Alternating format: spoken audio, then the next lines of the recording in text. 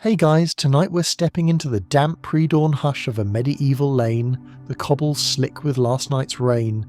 You're already up, of course you are, because every hour of daylight is another chance to make enough coin to keep your name off the debtor rolls. Your boots are stiff with yesterday's mud, and the straps of your pack bite into your shoulders as you shuffle toward the cart that will creak and jolt you halfway across Europe. You try not to think too hard about the odds of actually making it back in one piece, because if we're honest, you probably won't survive this. So, before we drift any deeper, if this hushed little corner brings you even a flicker of calm, feel free to like the video and subscribe, but only if it feels right in your chest. And hey, tell me where you are listening from and what time it is there, so we can picture this journey together across centuries and time zones. Now breathe slow, let the weight fall off your shoulders, and sink with me into tonight's slow unravelling of the past. Right here on Historian's Diary. You lean into the cart's rough plank, feeling the vibration of every splinter and iron rivet. The ox, some creature with a patchy hide and the expression of a saint enduring life's final test, shifts its massive shoulders and sighs. You whisper a half-remembered blessing to St. Nicholas, patron of merchants, though you suspect even he has better things to do than worry about your cargo of coarse wool and a few bolts of dyed linen. The village behind you is still dreaming. Smoke curls from thatch roofs. A stray dog noses yesterday's turnip peelings. If you turn back now, you could slip inside your narrow bed and pretend none of this matters. But you've already pledged your goods to buyers in Flanders, and the money you borrowed has teeth. Your cart groans as you pull out onto the rutted track, and the first rays of sun slip over the hedgerows. In that moment, just before the day begins in earnest, you feel the peculiar thrill of risk. This is what it means to be a merchant. The private knowledge that every road can break you, and every dawn is a kind of dare. You pat the small purse hidden beneath your tunic. Not much silver inside, enough to grease a few palms or hire a night's protection if things go sour. You've heard plenty of stories about travellers who set off in the dark and never reappeared. Some say bandits took them, some say they simply vanished into the wild. You can't decide which fate seems worse. A cart passes you on the narrow way, wheels sloshing through the puddles. The driver, a sour-faced man with a red nose, doesn't meet your eye. You know that look. He's counting your bags, deciding if you'd be worth the trouble.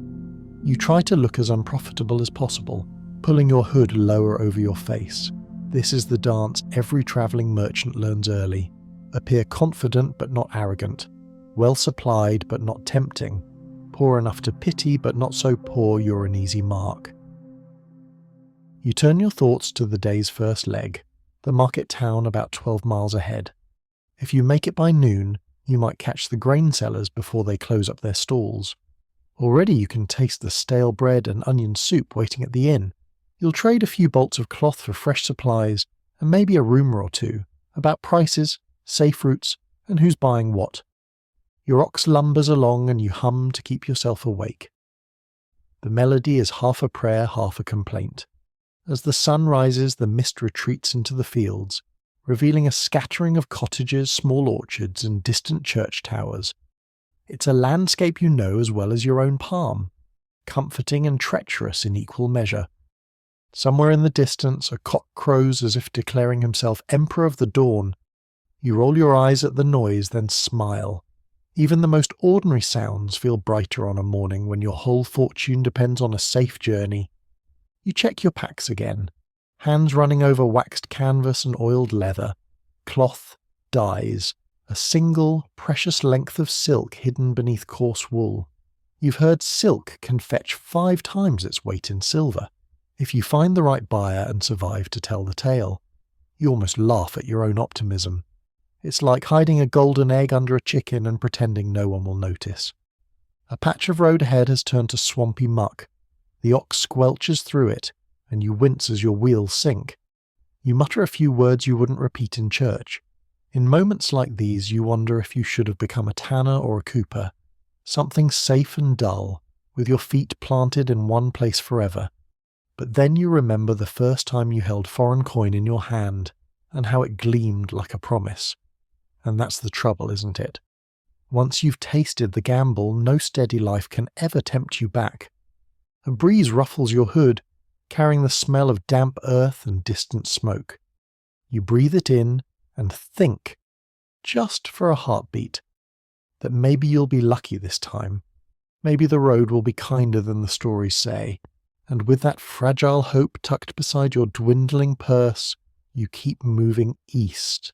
The road to the first market seems harmless at first, just a long brown ribbon of dirt flanked by hedgerows and the occasional startled rabbit.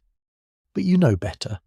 You know what a rutted track can do to an axle, how quickly the friendly daylight can turn to the kind of dusk that swallows travellers whole. You shift your weight on the cart bench, rolling your shoulders. Your pack is pinching your left side in a way that feels more personal than necessary, but you refuse to show weakness, even to your own luggage.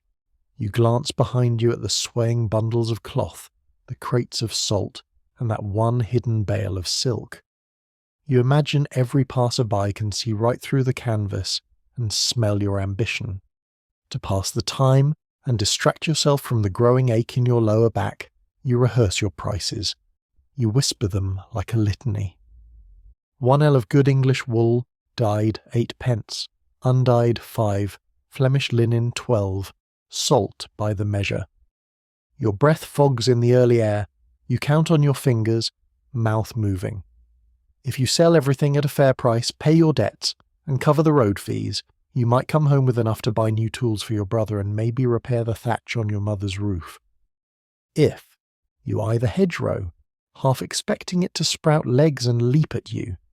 You've heard about the highwaymen, how they'll wait like foxes, letting you trundle past before they melt out of the greenery and relieve you of your illusions, and your coin, and occasionally your life. You pass a bent old woman with a basket. She eyes your cart with a curiosity that feels too sharp. You nod, trying for polite indifference. She doesn't nod back. Instead, she spits in the dirt. Some say that's a charm against bad luck. You'd rather she'd just smiled. A few miles further on, the road curves by a small chapel. The bell tolls a single clear note as you pass, the kind of sound that makes your chest tighten without knowing why. You raise 2 fingers in a blessing, hoping whoever tends the altar is more alert than you are right now. Another mile. You find yourself humming again, though you can't remember the words. The sun is higher now, glinting off the shallow puddles, and your ox has decided to walk slower with every step. It's a deliberate sort of stubbornness you recognise from your own reflection. At last you spot a smudge on the horizon, smoke rising in slender columns, the promise of cooking fires and the clutter of a market. Relief flickers in your chest, but you stamp it down. You know better than to celebrate too soon. Your stomach growls. You picture the bread stall, the pickled onions, maybe even a sliver of cheese if the seller's feeling generous. You imagine sitting on a bench with a cup of weak ale, just for a moment pretending that your cart isn't a magnet for every thief between here and the Rhine. As you draw closer, the noise drifts to meet you. The babble of traders, the squawk of chickens, the creak and clatter of wagons. It's a song you've known since childhood. You think about your father, how he used to stride through markets with the easy confidence of a man who knew which lies were worth telling. You still haven't learned that trick. Your face gives away too much. You've tried to grow a beard to look older, but so far it's just an uneven collection of ambition. At the town gate, a wooden archway strung with a tattered banner, 2 guards lounge in the shade. Their spears look purely decorative until you realise one of them is watching you, with the flat, practised stare of someone who wants a bribe. You reach for your purse before he even speaks. Might as well save time. You hand over a penny with a polite nod, and he pretends to check your cargo list. You know he can't read. He knows you know. It's a ritual older than the town itself. Inside, the air smells of smoke, hay, and hope. You guide the cart to a patch of churned earth between a potter's stall and a woman selling dyed ribbons. You don't bother locking the wheels. If someone wants to steal the whole cart, they'll need more oxen than you've got. You clamber down, your knees cracking, every muscle complains. You brush off your tunic, force your mouth into something like a smile, and try to look like a man with no worries at all. Fresh cloth, you call, voice cracking slightly. Salt from the coast, fair prices. It feels absurd hawking your livelihood to strangers who may as well be deciding whether to buy your soul by the yard. A woman with 2 children in tow pauses to finger your bolts of wool. She sniffs, says nothing, and moves on. You resist the urge to shout after her that you didn't walk all this way for her judgment. Midway through your pitch, a bell rings to signal the noon hour. You decide you've earned a pause. You buy a chunk of coarse bread and a cup of ale so thin it might be more water than grain. You perch on the edge of your cart, nibbling, letting the chatter wash over you. A trader from Bruges is loudly telling anyone who'll listen about a shipment of spices worth more than your entire village. He boasts of saffron and pepper, as if he personally invented them. You nod along, filing away the gossip. Even a braggart's stories can point you toward profit or danger. One detail lodges in your mind like a splinter, a rumour of bandits camped near the crossroads, just beyond the next village. They've been stopping carts at dusk, demanding half the cargo in exchange for safe passage. You sigh, finishing the last bite of bread. The day is only half over, but you feel like you've already lived a week. You climb back onto the cart, flexing your fingers around the reins. The market crowds part grudgingly as your ox lumbers forward, and you can feel a dozen eyes on your back. Everyone here is measuring everyone else. Everyone here is thinking, if I were desperate enough. You click your tongue to get the ox moving again. As you pass beneath the town's exit arch, you let yourself look back once. The market seems smaller from this angle, just a cluttered sprawl of colour and noise. You square your shoulders. The road stretches ahead, unreliable, beautiful, and likely to ruin you if you let it. But for now your cart is still full, your purse not entirely empty, and the daylight has a few hours left to spend. The first sign is a hush that falls over the hedgerow, like someone has told the crows to mind their manners.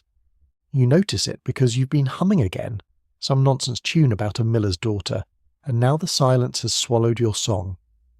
Your ox stops of its own accord, one big ear flicking toward the undergrowth. You squint into the green shadows, wishing you had brought a sharper blade than the little eating knife strapped to your belt. A branch rustles, too close, too deliberate. You clear your throat. "Ho there," you call, trying to sound bored. "If you're after a toll, come and say it to my face." No reply. Your heart thumps, slow and heavy, as if trying to pound its way out through your ribs. You risk a glance back at your cart, your precious cargo, your future, your ruin waiting to happen. And you know that if you bolt, you'll leave everything behind, the undergrowth parts, and you see him, a man in a patched cloak, his face the colour of old parchment. He holds a short sword low against his thigh, casual as a farmhand with a hoe. Behind him, a second man steps out, then a third. No masks, just the plain, pinched faces of men who don't have enough to lose. You take a breath and try to remember what your father told you. Never look too scared.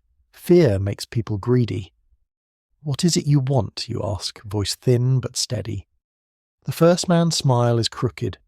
"Just a share, friend. Half the goods, and you can keep your ox." Half. As if you've spent weeks on this road just to hand over your fortune to 3 strangers with more desperation than sense. You weigh your options. You could try to flee, but the ox is in no hurry, and the cart is so heavy it might as well be anchored to the earth. You could fight, but your eating knife feels laughable against 3 blades. Instead, you do what your father would have done. You gamble on words. "Half," you say, raising your brows. "That's a poor bargain for honest men. If you take it all, I'll have nothing left to trade, and no way to repay my debts. My patron in Bruges will hear of it.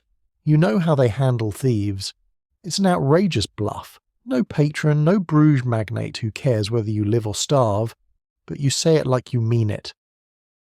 The second man shifts, uncertainty flickering over his face. The first man's eyes narrow.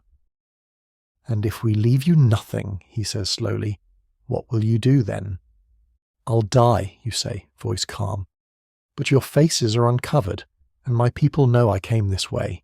You'll be hunted. And for what? A few bolts of cloth?"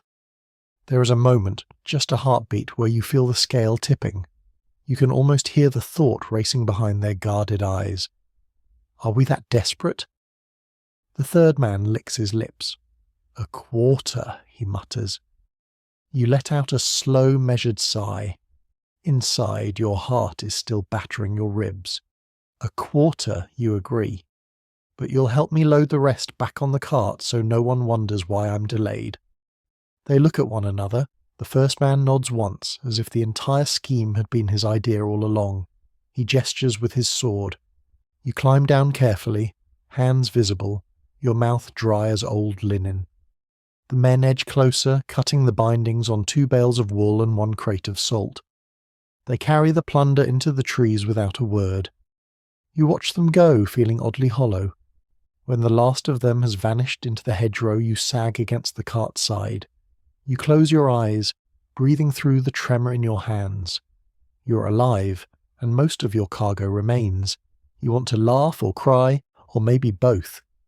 You glance up to find the ox watching you with what feels uncomfortably like judgment.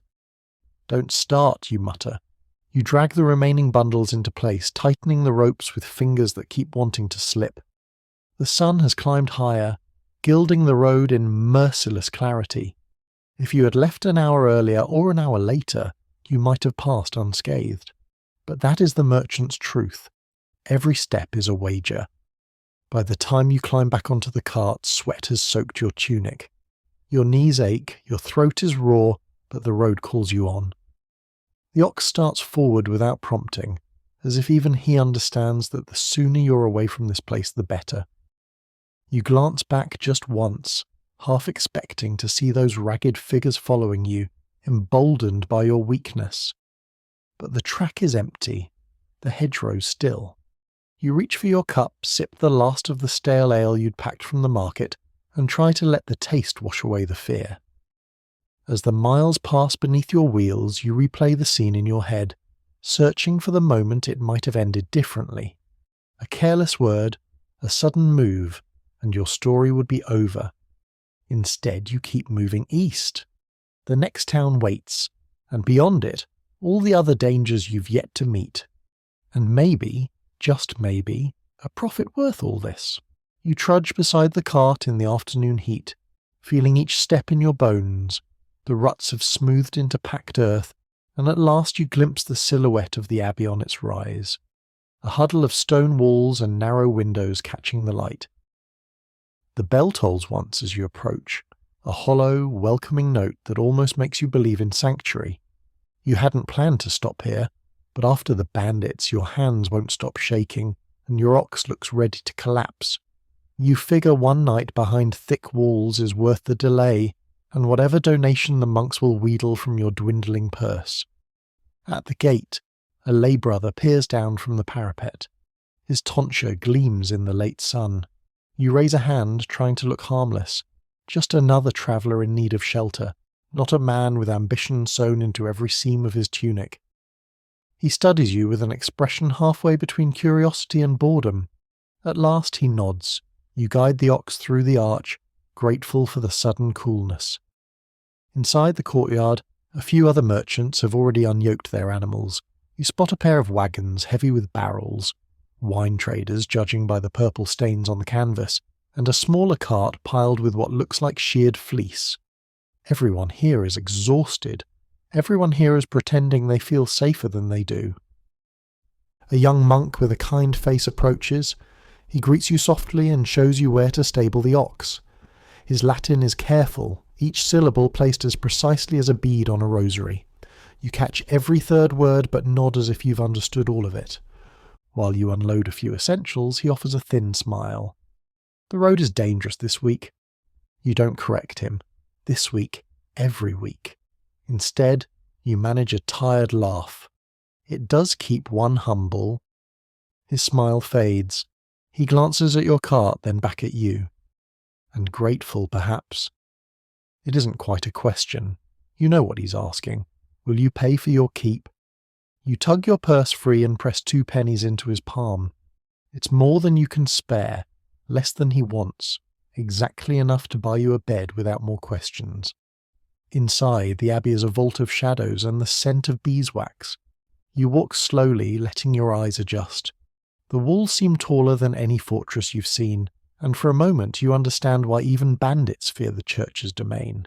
Here, every whisper gets caught in the arches overhead, magnified into something solemn. A monk leads you to the guest dormitory, long rows of pallets stuffed with straw. You claim a spot near the door so you can slip away early if need be. You set down your bundle, grateful to take the weight off your spine. Your shoulders feel hollow, as if the worry has worn holes in you. When you return to the refectory, a meal is waiting. Bread so coarse it scrapes your tongue, thin broth, a wedge of something you hope is cheese. You eat every bite, trying not to look too hungry in front of the brothers. Around you, the other travellers keep their heads down, their exhaustion blending with reverence. A bell rings again, summoning the monks to compline. You linger in the doorway, watching their procession. The rustle of robes, the brief flicker of candlelight on tired faces. A hush falls, and for the first time all day you feel your heartbeat settle. Maybe there is something to be said for stone walls and a rhythm that never changes. After the prayers, you step into the cloister. The sky is softened to a violet haze, and the garden smells of lavender and crushed mint. You sit on a low bench, letting the cool air work its way into your skin. A different monk sits beside you without asking. He looks older than the others, white hair, a face lined by so many years you can't begin to count. He folds his hands and stares at the courtyard. "You're going east," he says at last, as if you've already confessed everything. You nod, unsure what to say. "It is a hard road," he murmurs. "You will see much suffering." You think about the bandits, the hunger, the bribes. "I've already seen enough." He glances sideways and his mouth lifts in a humorless smile. "You're young, there is always more." You want to tell him he's wrong, but you can't summon the energy, so you just sit together, breathing the dusk. Eventually he stands, joints creaking, and leaves you alone with your thoughts. Back in the dormitory, the other merchants are already asleep, breaths rising and falling in a ragged chorus. You lie down on the straw pallet and stare at the beams overhead. For a moment, you let yourself imagine what it would be like to stay here, to trade the gamble of the road for the surety of walls and prayer. But you know you won't. You'd sooner drown in your own restlessness. As sleep edges closer, you hear the door creak. A voice murmurs outside, something about a message from the south, a caravan robbed at the river crossing. You turn your face to the wall, willing the knowledge away. You can't afford to worry about tomorrow yet. You close your eyes and pretend just for tonight that the walls can hold the world at bay. You leave the abbey before dawn, slipping out while the monks are still at their prayers. The air is sharp, scented with wet stone and the ghost of incense. You guide your ox back onto the rutted road with a gentleness that surprises you, as though you both survived something together. The path east winds downhill into a narrow valley where a river coils like a sluggish serpent. You can hear it before you see it, a low, restless murmur that grows louder with every step. When you round a stand of willows, the river appears all at once, wide, swollen with rain, and churning around the pilings of an old bridge. You stop so suddenly the ox nearly bumps you over. The bridge is barely a bridge anymore. 3 of the planks are missing, and the others sag under the weight of their own age. A wash of muddy water eddies against the supports. On the far bank, a row of poplars leans as if whispering about your predicament. You run a hand over your jaw, feeling the rough stubble. You'd hoped the crossing would be simple, a short detour, a quick prayer, and on to the next market town. Instead, you're looking at a test of nerve you'd rather postpone. There's no ferry here. You can either try the bridge or attempt to ford the river downstream. Neither sounds promising. The ox flicks an ear, unimpressed. You sigh, then walk forward to test the first plank. It creaks under your weight, but doesn't give way. Encouraging if you're feeling charitable. though you suspect you'd have better luck crossing on prayer alone. You take the harness in both hands and murmur, "Come on, old friend. If we drown, at least we'll do it together." The ox gives you a look that could curdle milk, but slowly, reluctantly it steps forward. You guide it one plank at a time, heart thudding in your throat. Halfway across, the river leaps up in a sudden gust, splashing your boots with icy spray. You gasp, nearly losing your grip. Behind you, the cart shifts, a wheel catching on a loose board. For a heartbeat, you imagine everything tipping, your goods, your ox, your foolish dreams plunging into the brown current. You whisper every fragment of blessing you know, even the ones you suspect are for luck at dice. Another step. The cart lurches again. You swear under your breath, the kind of oath that would earn you penance back at the abbey. But you keep moving. When you finally set foot on the far bank, your knees go soft. You lean against the cart, breathing in the smell of wet timber and your own fear. The ox stands patiently, as if the entire ordeal was just an inconvenient pause in an otherwise unremarkable day. You pat its neck with a shaking hand. "Fine," you mutter, "you win this round." You pull the cart onto firmer ground, feeling the mud tug at the wheels in one last petty insult. When you look back, the bridge is already settling into its slow ruin behind you, as if trying to erase any trace of your passage. You know you should keep moving. There's still miles to go before you find the next settlement, but for a moment you let yourself rest. You wipe the river water from your sleeves, feeling the cold all the way to your bones. A traveller's life is measured in narrow escapes. You think of the bandits in the hedgerow, the abbey's heavy walls, and now this rotten bridge. You start to wonder if your luck is a finite resource, and if you've already spent more than your share. At midday, the path finally broadens. You spot wheel ruts where other carts have passed, a small comfort that you're not the only fool braving this route. You pause to check your cargo. The cloth, the salt, the carefully hidden silk, all still intact. You exhale, a sigh that feels like it carries a week's worth of tension. You chew a heel of stale bread, feeling it scrape your throat. While you eat, you remember a fact you heard in the abbey's cloister, that Charlemagne himself once ordered the construction of bridges across every major river in his empire. You'd thought it sounded impressive. Now you wish he'd been more thorough. A laugh bubbles in your chest. It comes out ragged and a little wild, but it's laughter all the same. You imagine the old emperor frowning over a map and you whisper, "Next time, finish the job." When the bread is gone and the last crumbs brushed from your lap, you coax the ox forward again. Each step takes you farther from that river and the knowledge of how close you came to losing everything. The road climbs a low rise, giving you a final view of the valley. The river glitters in the sun, deceptively peaceful.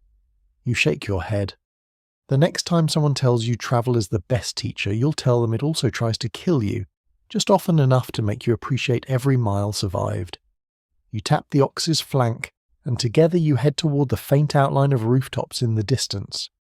Another market, another chance to trade fear for silver. And if the bridge taught you anything, it's that each crossing leaves you changed, even if you make it to the other side. You spot the city long before you reach it. A shimmer of tiled roofs, the spire of a cathedral tower catching the afternoon sun. Even from here, you can sense its appetite. A place that chews up strangers and spits out either silver or ruin. Your ox plods on, hooves clopping over stones worn smooth by 1,000 other carts. You can almost feel the centuries beneath your feet. This road was here before you were born, before your father, before the first coin you ever touched. When you reach the city gate, you rehearse your blandest smile. The guards stand in a shallow archway carved with faded lions, their spears crossed in ritual disinterest. You've learned this dance. Show deference, act harmless, and for the love of every saint, do not look like you're hiding anything valuable. "Name," the older guard says, scratching at a beard the colour of old straw. You give it, keeping your voice even. "Goods?" "Textiles, salt, a little dye." You hesitate, then add, I have the receipts. He eyes you, then gestures at your cart. We'll see. The inspection is perfunctory. A glance under the canvas, a tap at the crates. They never get as far as the silk you buried beneath coarser cloth. You watch them the way you might watch a wolf circling your sheep. At last the guard grunts. Gate toll is 4p. You swallow your complaint and count out the coins. 4p for the privilege of entering a city that will find 100 more ways to lighten your purse. Inside, the noise swallows you whole. The city teems, crowded lanes thronged with traders, apprentices darting through gaps, hawkers calling prices in half a dozen tongues. A whiff of raw fish mingles with hot pitch and something sweet you can't place. You grip the reins tighter, your pulse quickening. Here, no one notices you, and that is both a blessing and a danger. You steer toward the heart of the market district, a square framed by timbered guild halls and the bright awnings of permanent stalls. A carved sign marks the Merchant Guild Hall, 3 ships under full sail, and you can almost taste the anxiety rising in your throat. You tether the ox in a small yard behind the hall and run a hand over your tunic, trying to flatten the worst creases. You wish you had a cleaner shirt, a newer belt, any scrap of evidence that you belong here. The main hall is dim and cool, the air thick with the musk of wool and old parchment. A clerk with ink-stained fingers glances up from his ledger. Yes? You clear your throat. I've come to register my cargo, and, if there is a broker free, I'd like to inquire about prices. He sighs, the way a man might sigh if you just asked him to catalogue every grain of sand on a beach. Name? You give it again. This place has a way of making you feel transparent, as though every hidden motive is projected onto your forehead. He scrawls a note, then points to a bench along the wall. Wait. You sit, trying not to pick at the splintered wood. Other merchants occupy the benches, some dressed in fine wool, others in patched cloaks no better than your own. One man nearby dabs sweat from his hairline, muttering accounts under his breath. Another cradles a small chest as though it might vanish if he lets go. Your stomach growls. You realise you haven't eaten since dawn, but you don't dare leave your place in line, not when every hour here costs more than you can afford. At last, a different clerk calls your name. You rise, palms damp, and follow him into a smaller chamber lit by a narrow window. The broker inside is a woman. Older, her hair bound in a coiled braid, her gown trimmed in blue silk that probably cost more than your cart.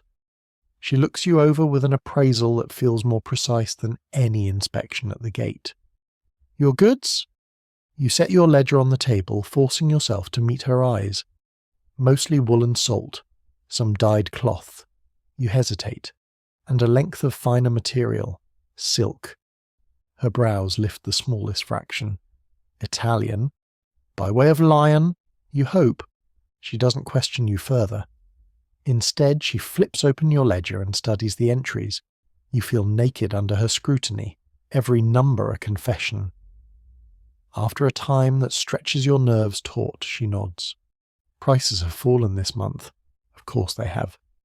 If you wish to sell here, I can list the goods for auction, or you may seek a private buyer. You weigh the options. A guild auction is safer, less chance of being cheated, but also slower, with more fees. A private sale might bring more coin, but only if you find someone honest enough to pay. Private, you say, before you can talk yourself out of it. I haven't the time to wait on an auction. Her gaze sharpens as if testing your resolve. Very well. She pulls a scrap of parchment from a stack, writes 3 names, and slides it across the table. Reputable enough. You take it with fingers that feel clumsy. Thank you. She doesn't reply, already turning her attention to the next supplicant in line. Back outside, you pause in the yard, the slip of parchment pressed to your palm. The Guildhall looms behind you, a monument to centuries of commerce. You try not to resent it too much. The ox shifts, flicking its tail. You scratch behind its ear, grateful for any living creature that doesn't care whether you succeed or fail. You fold the parchment, tuck it inside your ledger, and step into the sunlight. Somewhere among these perfumed halls and alleys is a buyer who will make all this worth it, or a cheat who will strip you down to nothing. Either way, you'll find out soon enough. You spend the better part of an hour pacing the alleys behind the Guildhall, your thumb rubbing the folded parchment until the ink smears. Every narrow lane smells of something different. Tallow candles, roasted nuts, the acrid reek of tanning vats. You cling to the familiarity of your cart and your ox like a man lost at sea, but you can't stay tethered forever. If you mean to sell the silk and be on your way before nightfall, you have to trust the names the broker gave you, or at least pretend you do. You guide the ox down a lane so tight the wheels scrape both walls. Overhead, laundry flutters like surrendered flags. You pass a boy balancing a tray of pies on one hand, a woman with a basket of leeks, a pair of apprentices arguing about who owes whom a halfpenny. When you reach the first address, you almost miss it. Just a low lintel painted with a faded emblem, a silver shuttle threaded with blue. The sign sways in a breeze you can't feel. You tie the ox to a hitching post and take a moment to steady your breathing. You've heard stories of these buyers, how they measure a seller's ignorance as carefully as they measure the goods. Inside, the shop is dark, cool, and smells of old wool. Shelves line the walls stacked with bolts of cloth in muted hues. A man emerges from behind a curtain, middle-aged, his beard trimmed so precisely it looks drawn on. "You're here to trade," he says, no preamble. "I am," you answer, matching his bluntness. He gestures to a cleared table. "Let's see it." Your hands don't tremble as you lay out the precious silk, but you feel every heartbeat in your throat. The man leans over it, lifting the edge to examine the weave. His face gives nothing away. "Lion work," he says at last. "Good enough? And the rest?" "Wool and salt." He glances up, assessing you with that same flat look. "I deal only in finer stock. I can offer for this." He names a sum that almost makes you laugh. A quarter of what you'd hoped, less even than what you paid to get it this far. You draw a slow breath, counting to 3. "That's an insult," you say softly. He doesn't blink. "It's a fair offer. Take it or don't." You gather the silk, folding it with deliberate care. "I'll try elsewhere." He doesn't stop you, doesn't even shrug. As you step back into the lane, you feel your spine loosening, the weight of that room falling away. You don't know if you've made a mistake or saved your own neck. The second shop sits farther up the hill, behind an iron gate that squeals when you push it open. A bell tinkles overhead as you enter. Here, the walls gleam with imported wares. Velvets from Lucca, intricate brocades, spindles of dyed thread so fine you can see daylight through them. A woman in a gown of wine-coloured damask approaches, her hands folded at her waist. "May I help you?" she asks, her voice warm but practised. You show the silk, and her brows arch in professional curiosity. She lifts it delicately, running her thumb along the selvage. "Italian," she murmurs. "A rare shade. You brought it yourself?" "I did." She nods, half to herself. "I'll offer 15% above guild rate." Your relief is so sudden you almost sway. It's not a fortune, but it's respectable. Enough to cover your debts, to resupply, maybe even to bring something back home. She sees your hesitation and smiles. If you hold out for more, you may wait another week and risk a buyer who'll bargain you down to coppers. The caravans from Milan are due within days. You imagine those wagons piled high with fresh bales and feel your resolve dissolving. You nod. Agreed. A short while later, you leave the shop lighter by one bolt of silk, heavier by a pouch that jingles when you move. You tuck it inside your tunic, feeling the shape of it like a second heartbeat. Outside, the light has shifted. Shadows stretch longer across the cobbles, and the lanes take on that restless hush that signals evening. You return to the cart, your ox lifting its head in mild surprise to see you whole and richer than when you left. You lean against the wheel and close your eyes. For a moment you allow yourself to imagine what it might be like to settle here. to buy a stall of your own, to sell rather than beg for a price. But the thought slips away as quickly as it came. You are a creature of the road, as much as any carter or peddler. You wouldn't know how to sit still if you tried. You take inventory by lantern light, counting every bolt and sack. A few fewer than when you started, thanks to the men in the hedgerow, but enough to keep you moving. You check the harness, the wheels, the worn leather of your ledger. Everything is patched, scuffed, serviceable, much like yourself. As you finish, a boy no older than 12 appears, barefoot and winded. He holds out a scrap of parchment with your name inked in a spidery hand. "What's this?" you ask, though your stomach already knows the answer.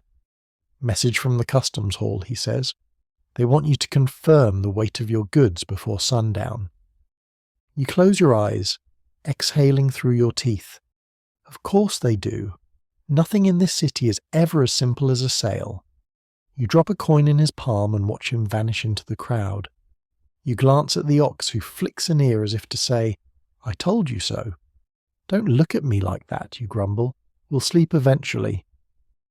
You climb onto the cart, the coin pouch safe against your ribs, and set off toward the customs hall, feeling every stone in the road through the wheels. This is what it costs to keep moving. Your time, your nerves, and the knowledge that every step forward is another chance to lose everything. And still, you wouldn't trade it for the safety of staying home. By the time you finish with the customs hall, the sky has darkened to a bruised purple. A clerk with a face like curdled milk has weighed your remaining goods twice, demanded 3 signatures, and charged you a fee you suspect he invented on the spot. You'd argue, but you can't afford to. Some fights cost more than they're worth. When you finally steer the cart back through the gates, your shoulders feel as if someone's poured molten lead into them. You pass out of the city's torch-lit avenues and back onto the open road just as a chilly wind snakes down from the hills. The land begins to rise in slow, shallow waves. You know what lies ahead. The mountain pass. It's the only route east that isn't 3 weeks out of your way, and it's already late in the season. The locals call it the Frozen Pass, though it's barely autumn. You've heard the stories, wagons abandoned in drifts, men who wandered off the trail and never came back. You try not to think about that as you press on, though the air grows colder with every mile. The first real slope starts as the moon lifts itself over the horizon. You coax the ox onward, feeling the tug of gravity in the wheels. The road narrows to little more than a path gouged into the hillside, bordered on one side by scraggly pines, and on the other by a drop that disappears into darkness. You wonder, not for the first time, whether you've misjudged your own limits. An hour in, frost starts to glaze the edges of the ruts. Your breath puffs white in front of you. The ox plods with the grim patience of a creature resigned to humanity's poor decisions. At one bend, you dismount to walk beside it. The wind cuts through your wool tunic like a knife. You keep one hand on the cart's side, grounding yourself against the cliff's invisible pull. Somewhere in that endless dark below, a stream burbles, a soft, persistent voice reminding you how far you'd fall if you slipped.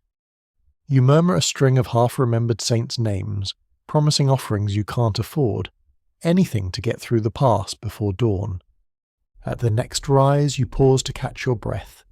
The moon reveals a shape ahead, a broad patch of churned snow and ruts frozen into a treacherous sculpture. You swallow. This is where others have turned back. You can see the grooves of abandoned wheels, the collapsed remains of a canvas lean-to. Someone tried to wait out the cold here. You grip the harness tighter. "Not us," you tell the ox. "We don't stop." It answers with a grunt, which you choose to interpret as agreement. Step by step, you inch across the ice. Each footfall lands with a brittle crunch that seems too loud. You don't dare look down. Halfway across, the cart lurches as a wheel hits a frozen rut. You grab the shaft, heart clawing at your ribs. For one infinite moment, you feel the whole weight of your ambition, your debt, your hope, your greed, straining against your strength. Then the ox pulls again, and the wheel clears the ice. You don't let go until you're sure the cart is steady. When you finally reach the far edge, you sag forward, forehead resting against the cold wood. In that hush, moonlight silvering every snowflake, you feel something loosen inside you. Not relief, exactly, but the quiet knowledge that you are still here. You press on. Past midnight the pass crests. The road levels out, though snow still drapes the pines and glitters across the trail. You walk for another hour before you risk stopping. There's a hollow tucked behind a boulder, shielded from the worst of the wind. You guide the ox into the lee and unhitch the cart with numb fingers. You chew a crust of bread so hard it feels like punishment.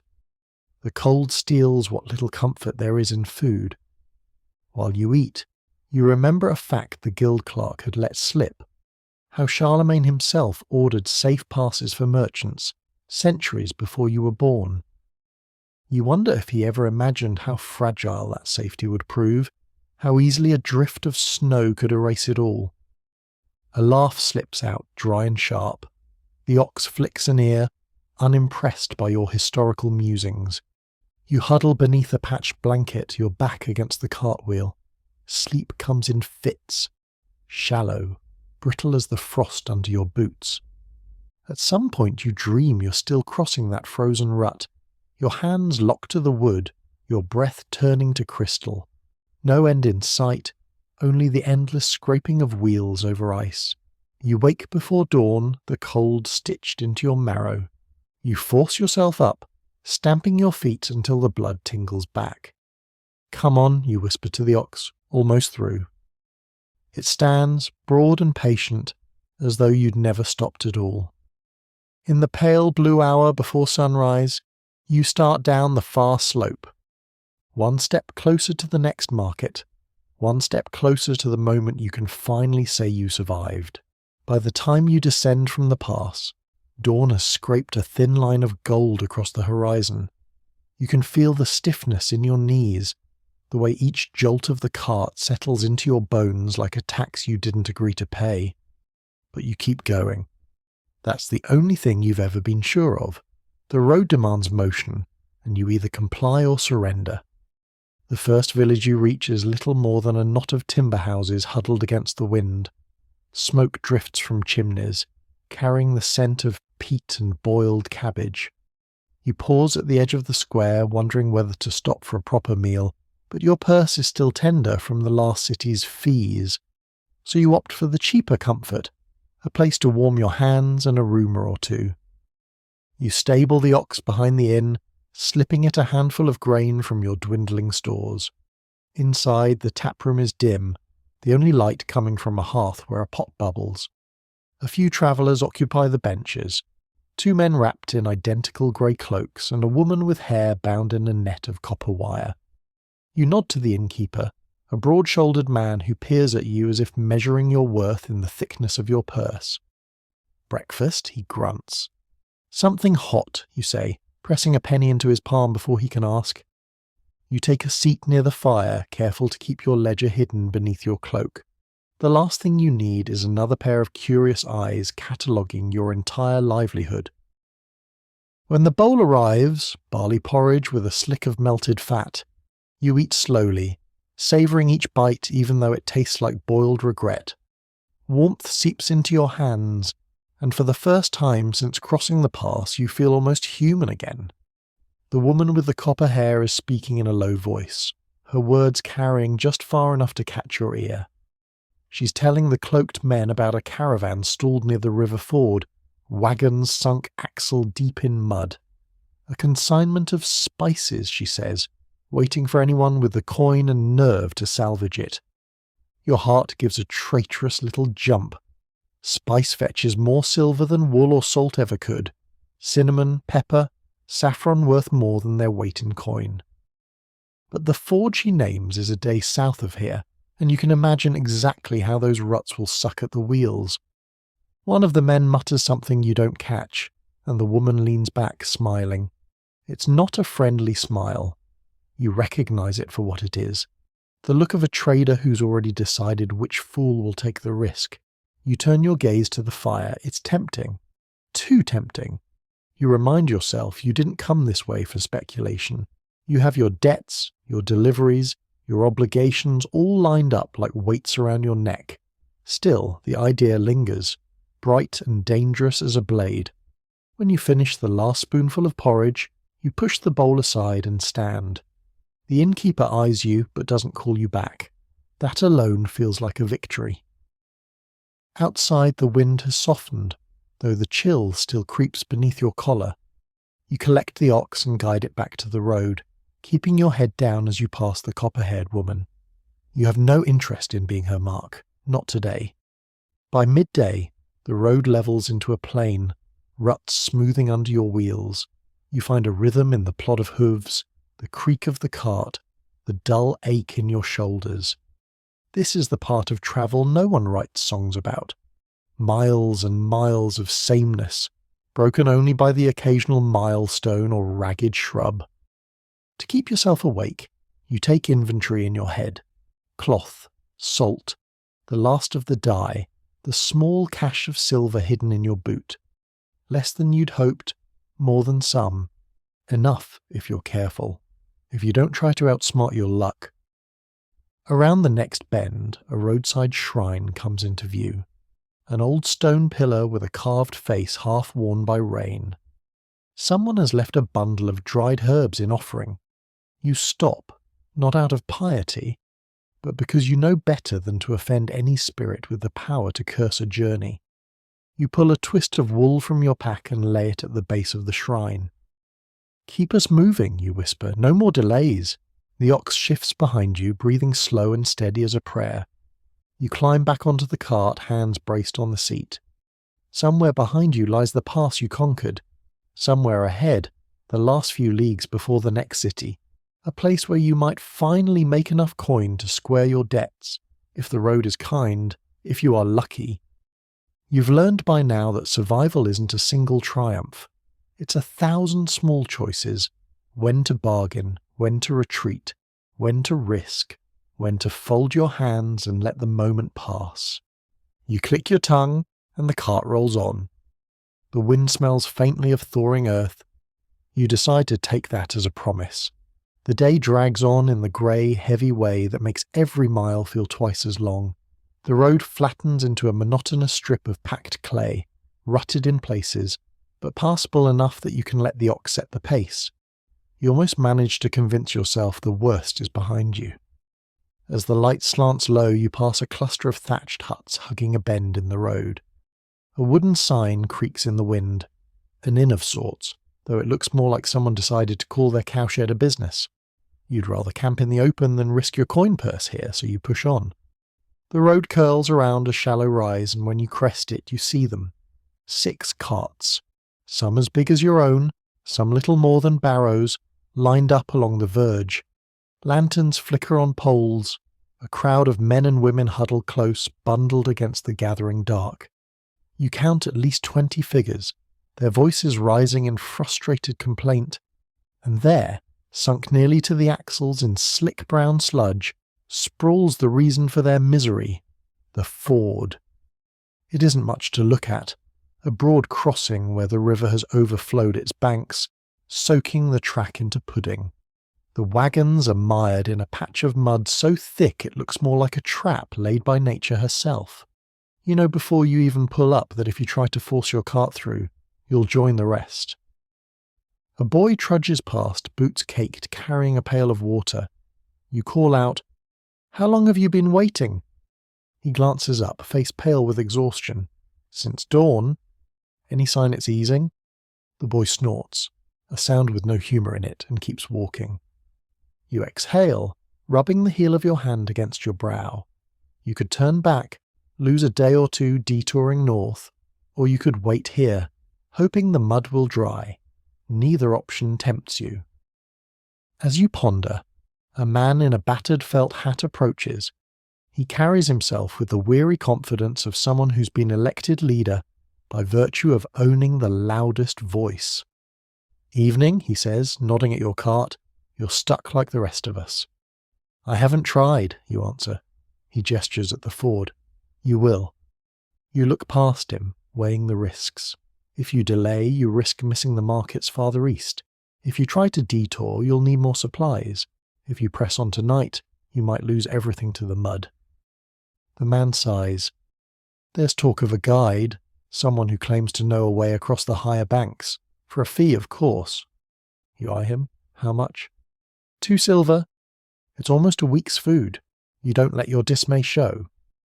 And is he trustworthy? The man spreads his hands. Who knows? Maybe he'll take the coin and vanish. You nod slow. This is how a merchant's life goes. Risk piled on risk. Choice stacked against consequence. You think of your father, how he used to say no one ever got rich without first looking a little foolish. All right, you say, I'll speak with him. The man points to a figure crouched by a low fire, sharpening a blade on a stone. You thank him and lead the ox forward. Up close, the guide looks more like a brigand than a saviour, cheeks hollow, eyes sharp as a crow's. But his gear is well kept, and when he stands, he moves with a quiet economy that tells you he's not merely talk. You want the ford? He asks before you can speak. I want to get across, you reply. He nods toward the sludge. I can show you the path. It's narrow. Cart will scrape the brush, but it's passable. If you keep your wheels straight. And if I don't? His gaze flicks to your ox, then back to you. Then you'll spend tomorrow digging. You feel the weight of your purse like a bruise. Still, you pull out the silver. You don't let him see the reluctance as you count the coins into his palm. He tucks them away without so much as a thank you. Follow close, he says, already striding toward the trees. You click your tongue. The ox heaves forward, the cart creaking in protest. The guide leads you past the worst of the mire, up a narrow bank littered with roots. Branches catch your sleeves, scrape the cart's canvas. Once, the wheels tilt so steeply you think you'll topple. Hold steady, the guide calls. You grit your teeth and do as he says. 20 minutes later, you emerge onto firmer ground. The ford lies behind you, a gleaming smear of brown in the moonlight. You let out a breath you didn't realize you'd been holding. The guide nods once and disappears without another word. You don't know whether to be grateful or resentful, maybe both. The ox plods on, unbothered by your turmoil. You murmur a shaky laugh. Another mile, you promise it, then we'll stop. You find a patch of grass near the tree line and unhitch the cart. Your hands shake as you feed the ox, as you chew a mouthful of cold bread. Above you the stars glimmer like distant coins, out of reach, but bright enough to keep you moving. You lie down beside the wheel, cloak wrapped tight, and think about the risk you just paid for. Tomorrow you'll learn whether it was wisdom or foolishness. Either way, you're still here, and the road is waiting. You wake at dawn to a sky the colour of tarnished silver, a thin drizzle sifting through the trees. For a moment you lie still, listening to the rhythmic patter on the canvas of the cart, feeling the damp seeping into your bones. Your body aches in too many places to count. You have the uneasy sense that the night has stolen more energy than it gave back. But the road doesn't care if you're tired. So you stand, stamping, feeling into your feet, and coax the ox upright. The track ahead is narrower than you'd like, winding between stands of alder that drip with last night's rain. You guide the cart carefully, keeping one eye on the ruts and the other on the tree line. The guide may have led you past the ford, but you haven't convinced yourself you're safe. Not yet. By mid-morning, you reach the outskirts of a market village. A jumble of timber houses and sheds clustered along the road. Smoke rises from dozens of chimneys, and the air smells of wet straw and onion soup. You feel your shoulders loosen at the sight of it. A place to sell, to rest, maybe to pretend you're something other than a man, perpetually one mishap away from ruin. You pay the gate toll, less than in the city, but still enough to sting, and steer the cart into the muddy square. The market is just stirring to life. Stallholders lift tarpaulins, brush rain from their wares, call to one another in the weary tones of people who have been doing the same work for generations. You find a space near a cooper's stand and begin unloading bolts of wool. Your fingers feel clumsy on the knots. Every time you glance at your goods, You see them diminishing. A little less with every sale, every bribe, every theft. You push the thought aside. One customer appears as you're still arranging the display, a woman in a thick green cloak, her eyes shrewd behind a fringe of damp hair. She fingers the cloth, testing its weight between thumb and forefinger. "Decent weave," she says, "but the dye's thin." You force a pleasant smile. "Fast enough to last 3 seasons. 4 if you keep it dry." She doesn't return the smile. 3 farthings a yard. 4, you counter, voice calm. She studies your face. You wonder what she sees. Someone desperate, someone tired, someone too proud to admit either. Finally she nods once. 4. You measure out her purchase, tying it with twine as she counts coins into your palm. When she leaves, you let your smile fall. The next hours blur into the rhythm you know so well. The questions, the bargaining, the small triumphs when you hold firm. You trade wool and salt for silver and copper, each transaction a tiny victory against the knowledge of how much you still owe. Near midday you pause to drink a cup of weak ale and chew a heel of bread. A man slides onto the bench beside you without asking, his cloak smelling of damp wool and horses. "You came over the frozen pass," he says, not quite a question. "I did." He nods, as if confirming a rumour. "You're lucky. I heard a wagon overturned there 3 nights past." Your appetite goes thin. "Anyone hurt?" He shrugs. "No bodies, or so they say, but the cargo's gone, buried in the drifts." You picture it. A cart like yours, swallowed up by snow and silence. You set the bread down and rub your hands together, as though you can scrub the chill from your skin. The man glances at your remaining bundles. "Headed east from here? Eventually." "Careful." His tone is casual, but his eyes are steady. "Plague's been whispered in the next valley." You go still. "Confirmed?" you ask too softly. "Nothing confirmed. Nothing denied." He drains his cup and rises. "Word is the town elders are sealing the roads. You'll want to choose your path before you're forced to." When he's gone, you remain seated, staring into the dregs of your ale. Plague. The word alone is enough to make your blood run thin. You've heard the stories. Whole villages empty, doors marked with crude crosses, carts piled with the dead. Even if it isn't true, fear alone can close a town tighter than any army. You look across the square, where customers mill among the stalls. No one here seems alarmed, but you know how quickly that can change. You rise, tucking your ledger under your arm. If you mean to leave before rumour becomes quarantine, you need to sell what you can, stock supplies, and get back on the road before dusk. The rest of the day is a blur of barter. You lower prices you swore you wouldn't, just to lighten your load. Every sale feels like peeling away a layer of yourself, but you don't stop.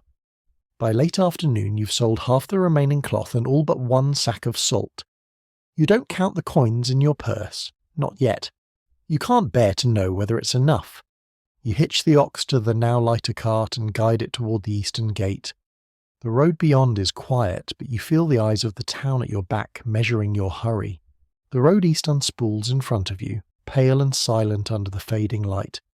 It feels emptier than any stretch you've travelled so far, as if the land itself has drawn back to see who will be foolish enough to pass this way when rumours of plague are afoot.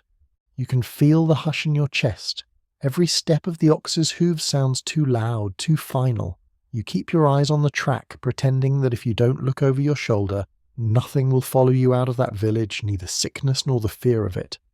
By the time dusk gathers, you've found a place to camp. A low rise beside a stunted grove of birch. The ground is dry enough to keep the cart steady, and the trees break the worst of the wind. You unhitch the ox, stroke its neck, and murmur the same reassurance you always do, though it's as much for you as for the animal. You did well today. You feed it the last of your grain ration, telling yourself you'll find a supplier tomorrow or the day after. You always do.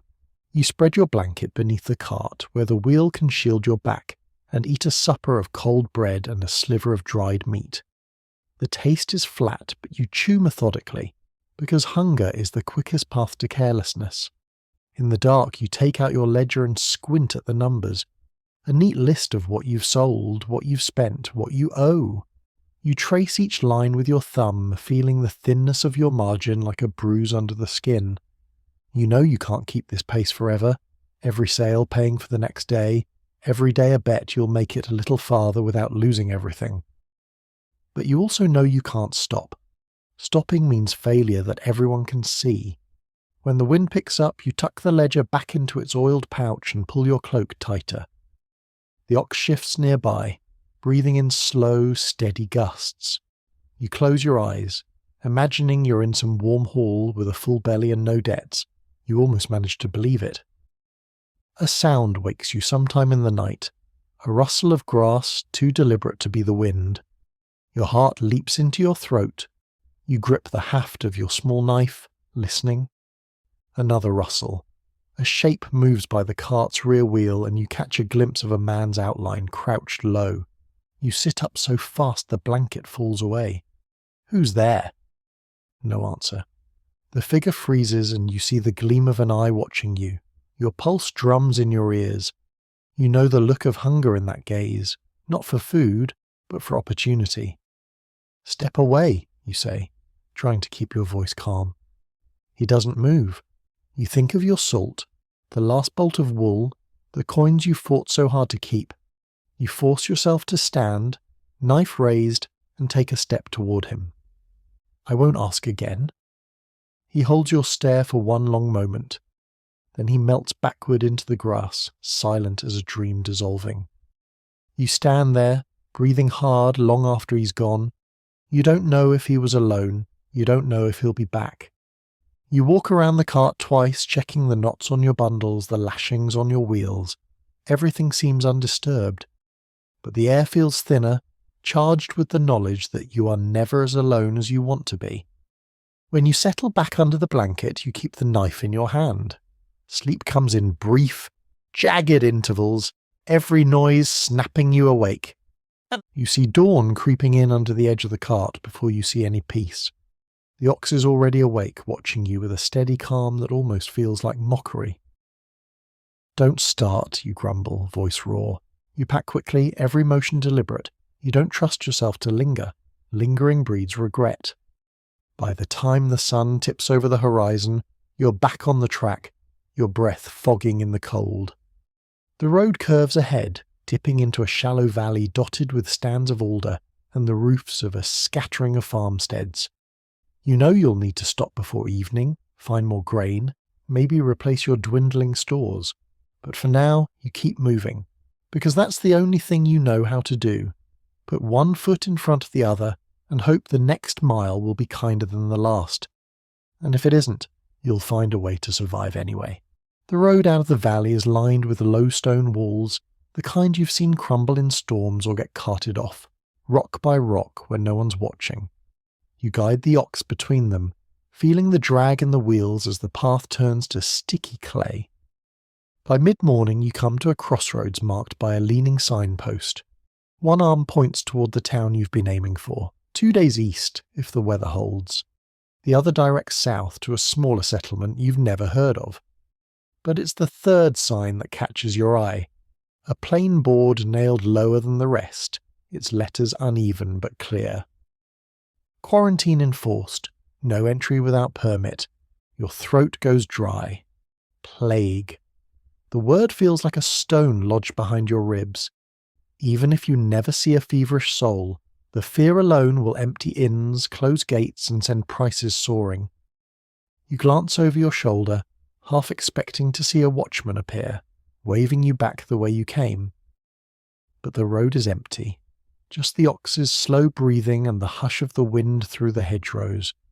You could turn north, add another week to your route, but every day you spend detouring is another day your coin dwindles, and your debts loom larger, and there's no guarantee the rumours haven't already reached every village along the way. You rub your eyes, feeling the grit of fatigue. You know what your father would have done. He'd have found someone willing to look the other way, slip them a bribe, and cross the line before anyone could tally the risk. So you flick the reins and keep moving east, not because you're sure it's safe, but because you're sure you can't afford to stop. The next town is still a day's travel, but by late afternoon you spot the first scattered farms. Whitewashed walls, gardens gone fallow, shutters closed even though the weather is mild. You count fewer and fewer faces as you go. When you pass a cottage with a crude red cross daubed on the door, you swallow hard and fix your gaze straight ahead. The sun is dipping low when you reach the outskirts of a settlement. A wooden barrier has been thrown up across the main track. A cart turned sideways and lashed to posts. A man in a leather jerkin steps out from behind it, hand resting on the hilt of a short sword. "Halt," he calls. You do. He studies you, your ox, the tired slope of your shoulders. "You've come from the west?" "Yes." "You've passed through any of the infected villages?" "I don't know," you admit. It feels like the wrong answer, but you don't have a better one. He grunts. "You'll need to be inspected." You nod, trying to look compliant, trying not to think about how quickly an inspection can turn into confiscation. He gestures, and 2 more men step out of the gloom behind the barricade, both carrying long poles tipped with hooks. You know what those are for, lifting cargo without touching it. They start with your bundles, prodding the cloth as though the sickness might leap out at them. One man picks up a sack of salt, squints at the seal, and sets it down again. When they're done, the first man leans close enough that you can smell the sour tang of old ale on his breath. "You have coin?" he asks, voice low. You meet his gaze. "Some?" "Then you'll pay the inspection fee." It's not a question. You unlace your purse with fingers that want to shake. The coins look too bright in the twilight, small and pitiful against the rough palm that closes over them. He counts quickly, then gestures at the barricade. "Move on." The cart shifts aside with a squeal. You guide your ox through, not daring to glance back. You don't exhale until you've passed the last shuttered house. An hour later, you stop in a grove of elms and tether the ox to a low branch. You sink onto a fallen log, burying your face in your hands. The quiet here feels heavier than any noise, like the world is holding its breath. You chew a crust of bread you barely taste and stare up through the leaves. You think about the man's eyes, flat and resigned. About how easily he took your coin without a second thought. About how you didn't hesitate to give it. When you finally stretch out beside the cart, you tuck your ledger under your head like a pillow. The leather is cold against your cheek. You know this is only the beginning. If the plague is real, the roads ahead will be emptier still. And if it isn't, the fear alone may ruin more lives than any sickness could. But you also know you can't turn back. Not when you've come so far. You close your eyes. Sleep comes slow, dragging with it the knowledge that tomorrow will ask even more of you, and you will give it, because there is no other choice. You wake before dawn, though you never really slept. The night had been a long vigil of shallow breaths and listening. Listening for footsteps, for coughs in the dark, for any sign that the plague rumours were more than rumour. But nothing came, only the slow passage of the hours and the familiar dread that you're always one slip away from ruin. You hitch the ox in silence. The cart feels lighter, emptier than it did a week ago, but it's all you have. The ledger tucked under your arm seems heavier than any bundle, an accounting of your failures and your scraps of luck. The road runs flat and featureless as dawn gathers behind you. You keep your eyes on the ruts, grateful for something to focus on besides your thoughts. A few miles on, you pass a crossroads marked by a fresh painted board. No entry. Quarantine. It points south, toward the valley you've just skirted. Your relief is a sour thing, sharp-edged. You tell yourself you were right to bribe your way through the checkpoint, even though you know it will weigh on your conscience longer than any fee ever could. Before noon, you see signs of life again. Fields dotted with haystacks, a shepherd moving his flock along the fence line. A woman at a well pauses to watch you pass. She doesn't wave. You don't wave back. You stop only once to water the ox at a stream that loops under a crude wooden bridge. You kneel to drink, cupping cold water in your hands, and try not to think about the stories. Rivers carrying disease from one town to the next, traders blamed for every fever. You scrub your face briskly and get back on your feet. The sun climbs higher. The track narrows to a path bordered by bramble and elder. You duck your head to avoid the thorns, feeling them catch at your hair and sleeves. Every mile is slower than the last. You think about the ledger, about how few pages remain before you run out of room to record your debts and your dwindling profits. When you reach the next village, it's smaller than you expected. Only a dozen houses clustered around a crooked steeple. The square is empty. You wonder if they've closed themselves off, whether you'll be turned away before you can even ask for supplies. You halt near the well and sit quietly on the cart bench, letting the ox catch its breath. At last, a figure emerges from a doorway. A woman in a brown wimple, her arms folded. She studies you, then steps closer. "You've come from the west," she calls, voice carrying. You nod. "I have." Her eyes narrow. "Any sickness?" "No." She hesitates, then gestures to the well. "You can water your beast if you pay." You climb down, rummage in your purse for a coin, and pass it over. She doesn't touch your hand, just plucks the penny from your palm like you're contagious. While the ox drinks, you watch the square. A shutter creaks open. A child peers out, then disappears. The whole place feels brittle, like one shout could crack it. You refill your water skins. "Do you know if the roads east are clear?" Her mouth twists. "Depends what you call clear. We haven't seen plague here, but the markets are closed." Your stomach knots. "All of them?" "Most. The big fairs won't open until the fever's passed, if it passes." You try to thank her, but she's already stepping back. The door shuts with a decisive thud. You tie the skins to the cart and rub the ox's flank. The animal lifts its head, blinking at you as if to ask whether this is where you mean to stay. You take a long breath. You could turn around, you could try the northern road, though you'd heard it was no better. A snarl of checkpoints and patrols. But turning around feels too much like surrender. So you climb onto the cart, click your tongue, and roll forward. As you leave the village, you catch sight of a wooden board nailed to the church door. "Saints preserve us from the pestilence." You look away quickly.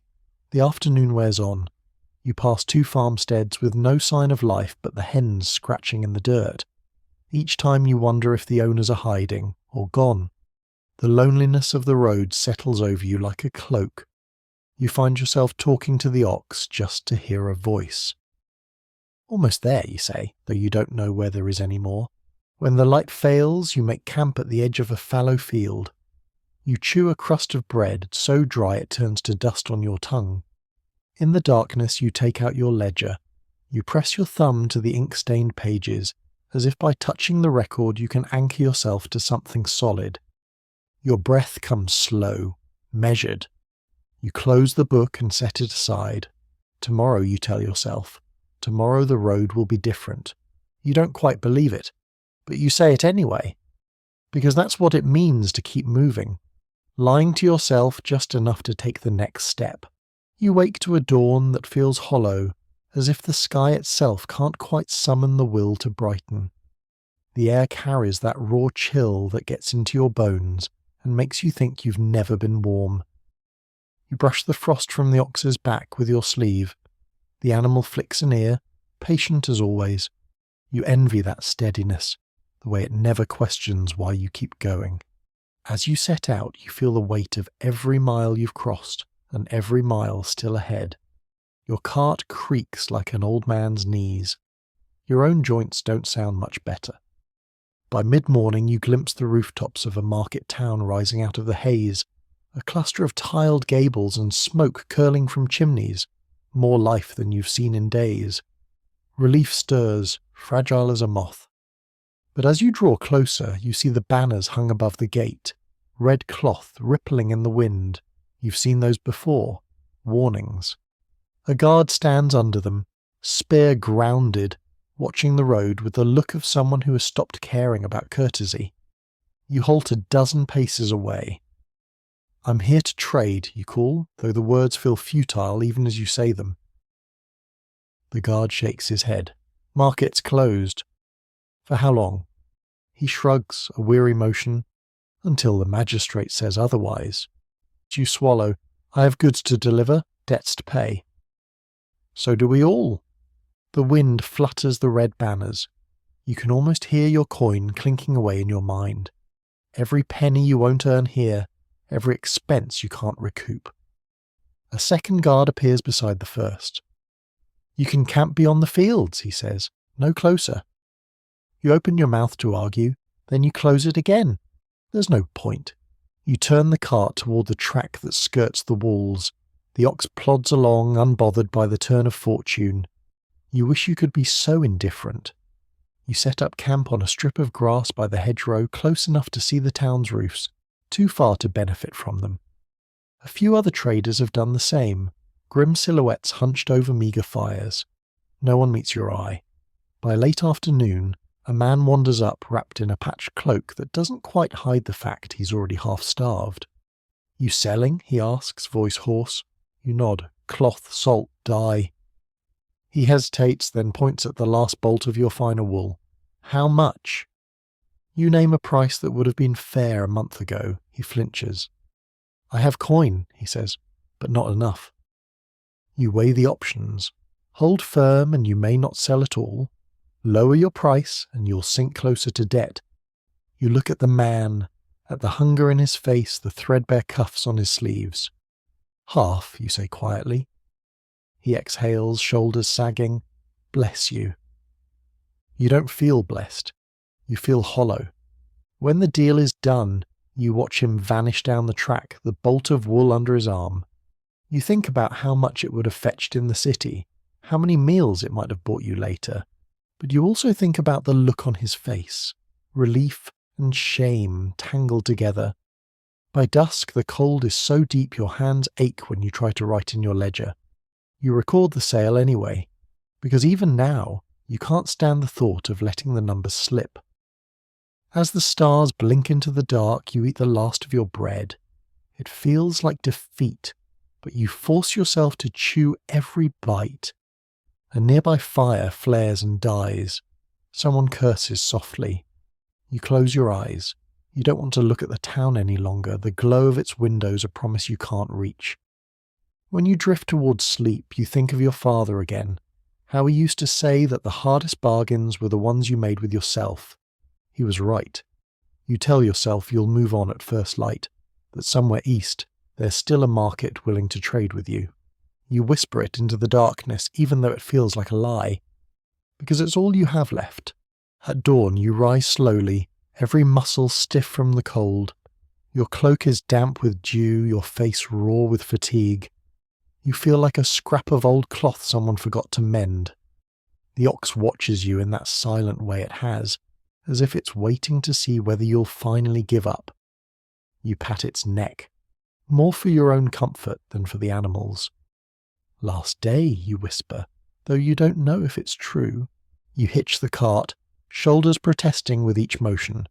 The track east is little more than 2 ruts in the frost-hardened grass, leading toward a smear of trees on the horizon. You follow it without thinking. At this point, moving feels less like a choice than a habit you don't remember learning. By mid-morning, you overtake another trader, a man trudging beside a donkey so thin it looks half made of shadows. His cart is smaller than yours, loaded with cracked pottery bundled in straw. You nod as you pass, and he nods back, the smallest flicker of kinship in the gesture. 2 fools clinging to the road because there's nowhere else to go. The track dips into a hollow where a stream has flooded the path. You halt on the bank, considering. The water is only ankle deep, but the mud looks eager to swallow your wheels. A crow watches from a bare branch overhead. You glance up at it and mutter, "Don't you start." It tilts its head, unimpressed. You guide the ox slowly into the water. The cart sloshes after, the wheels lurching as they hit the soft bottom. You keep your hands steady on the reins, your breath held tight in your chest. Halfway across, the back wheel sinks with a sucking sound that makes your stomach drop. You coax the ox forward, heart hammering. For a moment, the cart doesn't budge. You think, this is it. This is how it ends. Then the wheel wrenches free with a lurch that nearly throws you from your seat. You don't let yourself exhale until you're safe on the far bank. When you look back, the crow is gone. You decide to take that as a good omen, however small. The track climbs a low rise, and as you crest it, you see something you hadn't dared hope for: rooftops, clustered around a walled market square. It isn't a large town, but there's smoke rising from chimneys and a line of carts outside the gate. Signs of life, signs of trade. You nearly laugh. The ox trudges forward as though it knew all along you'd get here eventually. At the gate, a guard eyes you with wary indifference. Where from? You name the last town, careful not to mention the quarantine you slipped past. Purpose? Trade. He gestures at the line. You'll wait your turn. You nod. You'd wait a week if you had to. While you inch forward, you take stock. Less than half your goods remain. Your purse is thin, your ledger heavy with debts. But you're here, and that counts for something. When your turn comes, the guard waves you through without searching your bundles. You guide the cart into the square, relief prickling behind your eyes. Stalls line the cobbles bright with bolts of cloth, baskets of winter apples, casks of salted fish. You find a space near a cooper's stand and unhitch the ox, your hands clumsy with exhaustion. You lean against the cart, feeling the last days settle in your bones. You think of every mile you've walked, every bribe and bargain and gamble. You think of the men who didn't make it this far, and you think, quietly, stubbornly, that you were right not to turn back. You close your eyes and let the sounds of the market wash over you, voices rising in argument, laughter drifting on the cold air, the soft creak of wagons rolling in behind you. When you open your eyes, the sun is climbing the sky, pale but certain. You step forward, ready to trade what little remains, because this is what survival looks like. Not triumph, but endurance. Not glory, but persistence. And you are still here. The market quiets as evening settles, the noise fading to the hush of wheels and footsteps. You stand by your cart, feeling the last warmth of the day seep out of the stones. The ox breathes slow behind you, a steady presence in a world that rarely feels steady. You look at the sky, the first stars pricking through the twilight. Each one seems impossibly far, as if reminding you how small your struggles are. But still, they are yours, and you have carried them farther than you ever thought possible. You close your eyes and breathe, long and slow. The past weeks unravel behind your thoughts. The frozen pass, the flooded ford, the towns that shut their gates, the coins counted and spent, the deals struck in half-lit rooms, the nights you lay awake and wondered whether you'd made a terrible mistake. But here you are. The road hasn't ended, not really. Tomorrow you'll still have to barter to reckon with the debts inked into your ledger. You will still have to choose which risks to take, which rumours to believe. But for now you let yourself rest. You let the quiet settle around your shoulders like a blanket. The ox shifts, its weight a reminder that no journey is made alone. You lay a hand on the rough wood of the cart and feel the grain beneath your palm. Solid, real, a proof that you survived every mile. And as you stand in the hush between day and night, you feel something close to peace. Just for this moment, that's enough. Sweet dreams.